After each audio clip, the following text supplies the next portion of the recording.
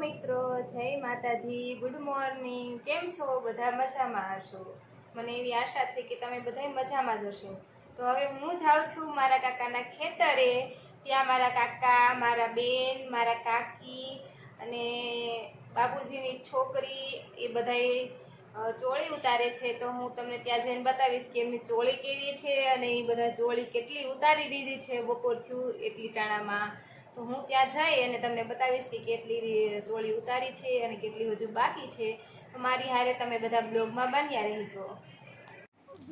તો જો મિત્રો, હું મારા કાકાના ખેતરે પૂગી ગઈ છું અને એમણે આ સરસ મજાની ચોળી વાવી છે અને એ બધા આ ચોળી ઉતારે છે અને બાપુજીને એની બાજુમાં ઝાર વાવી છે. જો આવી એમની ચોળી થઈ ગઈ છે અને હવે ઉપાડી જ નાખવાની છે. અને જો બપોર સુધીમાં એમને આટલી ચોળી ઉતારી છે. જો આવી ચોળી થઈ છે એમને, કેવી સરસ મજાની છે ને, દેશી ચોળી, તાજે તાજી ઉતારેલી, સરસ મજાની. જા મારા કાકુ છે,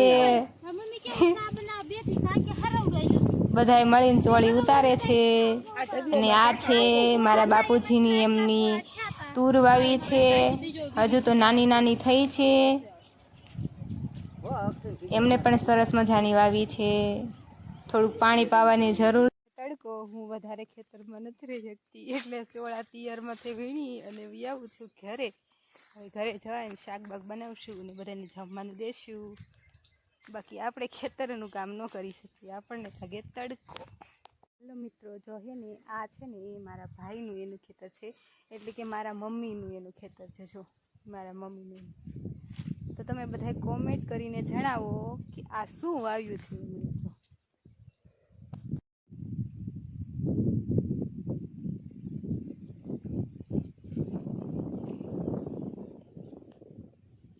હું અને મારા ભાઈ બે જઈએ છીએ દાદાને ટિફિન આપવા. તો હમણાં તમને ઘરે જઈને બતાવીએ. મારા દાદુ જૂના ઘરે આવ્યા છીએ. મારા દાદા અને મારા બા બે જૂના ઘરે રહે છે અને અમે બધા નવા ઘરે રહીએ છીએ. તો જો મિત્રો, હું અને મારો ભાઈ બે અમારા દાદા પાસે પૂગી ગયા છીએ ટિફિન લઈને. અને આ અમારા છે જૂના મકાન છે. પહેલાં મેં અને મારા મમ્મી બધા અહીંયા રહેતા હતા અને અત્યારે દાદા અને બા બે રહે છે અહીંયા કણે. જો આ અમારું જૂનું ઘર છે. દાદાને પગ દુખાઈ ગયો છે, પડી ગયા હતા ને એટલે. તો બા જ ઘરે નથી ને એટલે અમે ટિફિન દેવા આવ્યા છીએ એમને. તો હું મમ્મીને ઘરે આવી હતી પછીની પહેલી વાર આવી એટલે દાદાને પગે તો લાગવું જ પડે. પછી દાદા હારે થોડીક ઘણી વાતો કરી, પછી એને જમવાનું આપ્યું અને પછી આવતા રહ્યા. તો મમ્મીએ કીધું હતું કે દાળ કરવી છે ચણાની, એટલે ત્યાંથી ઘંટલો લેતા આવજો. તો આ ગામડામાં જો આના ઉપર દાળ કરે તો એ ઘંટલો ઉપાડી અને ઘરે લઈ જઈએ છીએ. તો ભાઈ કે લાય તને હોતન લઈ લઉં ને ઘંટલાને હોતન લઈ લઉં હારે હાર. અને આજે સરસ મજાની માંડવી ને એવું છે. પછી સાંજ સરસ મજાનું વરસાદી વાતાવરણ છે. તો અમે મગનો લોટ વઘારીએ છીએ અને ભાઈ આવી ગયો હે શેણા લઈને. તો કે તું શેણા ખા. અને હવે અમે સરસ મજાનો લોટ વઘારીએ છીએ. તો એમની રેસીપી માટે તમે બન્યા રહેજો અમારી હારે બ્લોગમાં. તો સૌથી પહેલાં તેલ તપેલી મૂક્યું, ગરમ થઈ જાય પછી એમાં રાઈ નાખવાની. રાઈ નાખી પછી સરસ મજાની ડુંગળી નાખી દેવાની.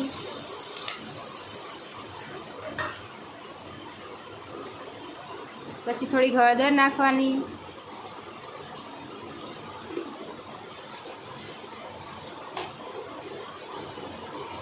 પછી સ્વાદ પ્રમાણે થોડુંક મીઠું નાખવાનું.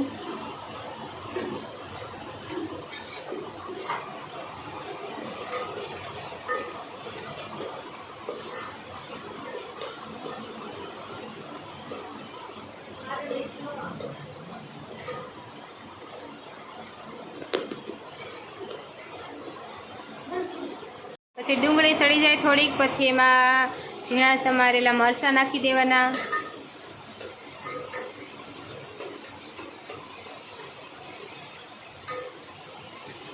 જો કંઈક આવું લુક આવે છે.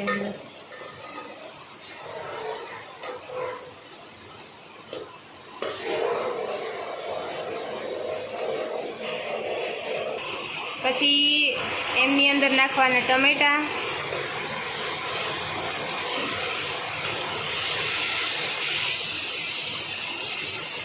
કેવો સરસ મજાનો લુક હજુ આવે છે, એમાં બની જશે ત્યારે કેવું સરસ મજાનું લાગશે.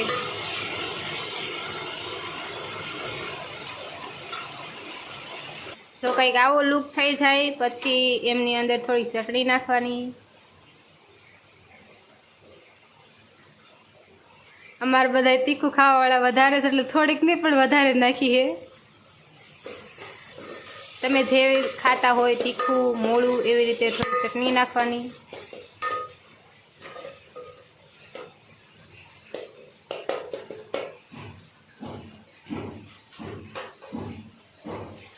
પછી એની અંદર પાણી નાખી દેવાનું થોડુંક.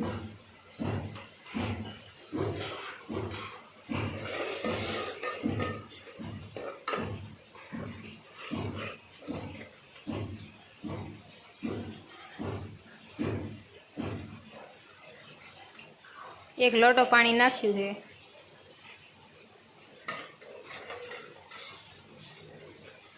પાણી ગરમ થઈ ગયું છે. હવે એમની અંદર મગનો લોટ નાખવાનો ધીરે ધીરે.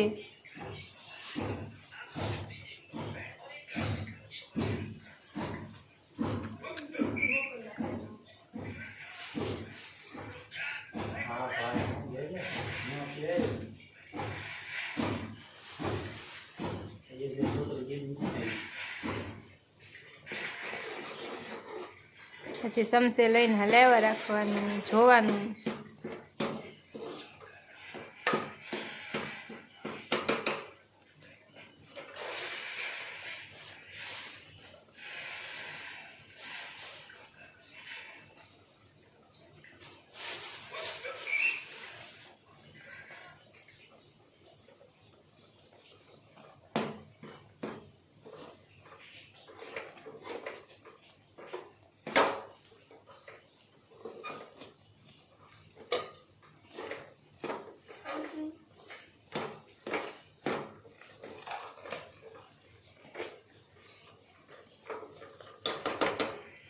ની ઢોકળી બની ગઈ છે.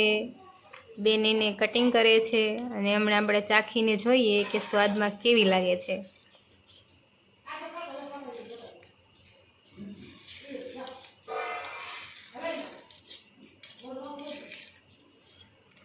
તો સરસ મજાની કટિંગ થઈ ગઈ છે. હવે આપણે ચાખીએ કે સ્વાદમાં કેવી છે. સરસ મજાની કટિંગ થઈ ગઈ છે. કંઈક આવા પ્રકારની દેખાય છે. અને તો આપણે ચાખીને જોઈએ કે સ્વાદમાં કેવી લાગે છે. તો સરસ મજાની ઢોકળી બની ગઈ છે. સ્વાદમાં પણ ખૂબ જ સરસ છે. તમારે બધાને ખાવી હોય તો આવતા રહ્યો અને હાલો બધાય જમવા. તો આ જમવામાં પણ સરસ મજાનું બનાવ્યું છે. રીલ્સનું શૂટ પણ કરી લીધું છે. અને હવે મારા મમ્મી છે એ અત્યારે ચેવડો બનાવે છે તો આપણે જોઈએ. મકાઈના પૌવાથી કરી છે. સરસ મજાના મકાઈના પૌવા તળે છે મમ્મી. જો આ તળાઈ ગયા છે એટલે આ મકાઈના અને ચોખાના. હા, એ સાબુદાણાના લ્યો ને.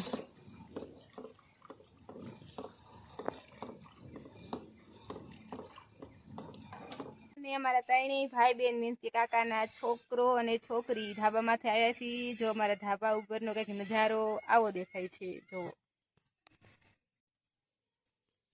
વાડી હોય એટલે બધું લીલું લીલું છમ જ લાગે. એમાં આજ શું કહેવાય ચોમાસું છે તો ચોમાસુમાં નજારો કંઈક આવો આવો લાગે. જો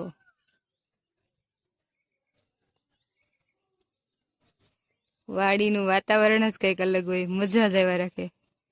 જુઓ, અને આ સામેનું ધાબું છે આવડું, આ મારા કાકાને એનું છે ને અમે અમારા ધાબામાંથી છીએ. જુઓ,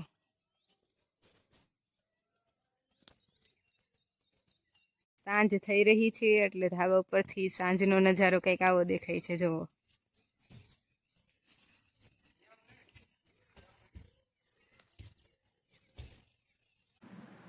તો હેલો મિત્રો, અત્યારે જો સાંજનું ટાણું થઈ ગયું છે.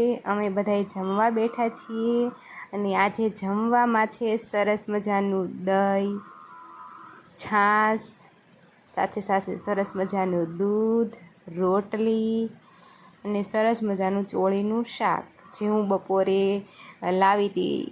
ચોળી તમને બધાને દેખાડી હતી કે કાકાની બધા ચોળી ઉતારે છે ત્યાંથી હું ચોળી પણ લેતી આવી હતી. તો હું મારા ઘરેથી મીન્સ કે સાસરીએથી ને અત્યારે આવીશું સાતમ આઠમ કરવા મમ્મીના ઘરે.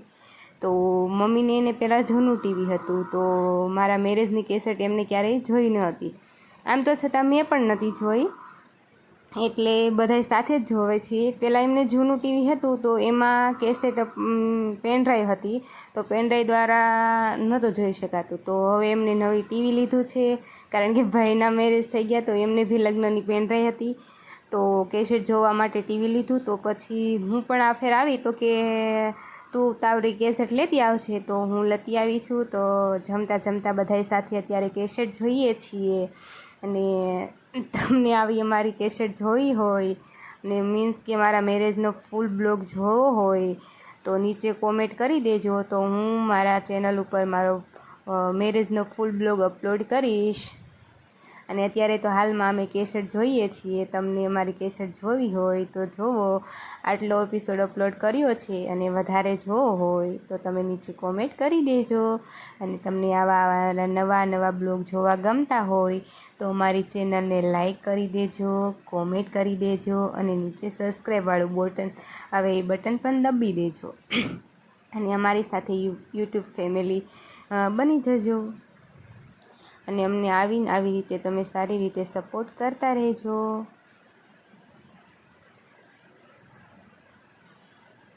આ મારા મેરેજ મીન્સ કે 3 વર્ષ પહેલાં મારા મેરેજ થઈ ગયા, એટલે 3 વર્ષ પહેલાં અને અત્યારમાં થોડોક તો ફરક દેખાય ને એમ. આ મારા 3 વર્ષ પહેલાંના ફોટોઝ છે, બધાય મારા મેરેજ સમયના. અને હાલમાં તો હું કેવી દેખાઉં છું એ તો તમને મારા વિડીયોમાં દેખાતું જ હશે. અને અમે મેરેજમાં લાગતા હોય અને રિયલમાં લાગતા હોય એમાં થોડોક તો ફેર પડે જ, કારણ કે મેરેજ થતા હોય ત્યારે આમ કંઈક અલગ પ્રકારના જ દેખાતા હોઈએ આપણે. અને હાલમાં તો એટલો ફરક દેખાય જ, ગમે એ વ્યક્તિ હોય થોડોક તો ફરક આવે ને આવે જ. તો અમારે આ મેરેજની કેસેટ જોતાં પછી કેસેટ પૂરી કરી અને અમે શાંતિથી સૂઈ જશું. તો તમને અમારી ચેનલને લાઈક કરજો, શેર કરજો, સબસ્ક્રાઈબ કરી દેજો. અને હા, હું આ બ્લોગ અહીં જ પૂરો કરું છું. બીજા કાલ નવા બ્લોગમાં મળીએ. તો બધાયને જય માતાજી, જય દ્વારકાધીશ, જય શક્તિમાં, હર હર મહાદેવ. અને હા, કાલે મળીએ એક બીજા નવા બ્લોગમાં. જય માતાજી, see you, bye, good night.